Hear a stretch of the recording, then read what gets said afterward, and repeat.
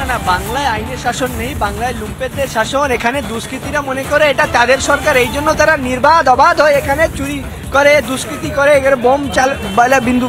ব্যাপারটা হচ্ছে যে শুট আউটের কথা বলছেন, এই তৃণমূল যতদিন বাংলা থেকে অল আউট হবে না ততদিন কিন্তু এই শুট আউট বন্ধ হবে না। কারণ আমরা দেখছি এখানে প্রথমে মমতা ব্যানার্জি শুরু করেছিলেন বিরোধী শূন্য, অর্থাৎ ওই লুম্পেনরা বা দুষ্কৃতীরা বিরোধীদের ওপর আক্রমণ করতে শুরু করলো, বিরোধী শেষ, তারপর এখন শাসক দলের ওপর আক্রমণ করছে। আক্রমণ করতে করতে এই যে বললেন না মোবাইল চুরি, আপনি কলকাতা পুলিশের আরে কি বলছে, আরে কি বলছে? রসগোল্লা দিয়েছেন আপনারা তো বিষের রসগোল্লা খাওয়াচ্ছেন মানুষকে, সিরিয়াসলি নেয় না, রসগোল্লা ধরিয়ে দেন। আপনাকে সিরিয়াসলি নেই তো? রাজ্যের মুখ্যমন্ত্রীর নাম মমতা বন্দ্যোপাধ্যায়, তাকে সিরিয়াসলি নেই? দেবুদা একটা কথা বলুন, এখানে দাঁড়িয়ে এসে বলুন, বগটুয়ে যেভাবে তৃণমূল কর্মীদের পুড়িয়ে মারা হয়েছিল সেটাও সিরিয়াসলি নিয়েছিলেন তো? আপনি নিয়েছেন তো?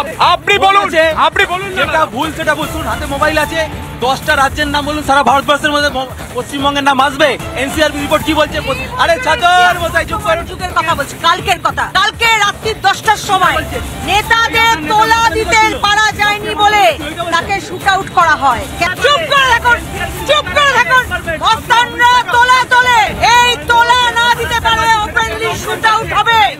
এই পশ্চিমবঙ্গবাসীকে এসি, ফ্রিজ, টিভি যেরকম ভাবে রাখতে হয়, লাইসেন্স দিয়ে 300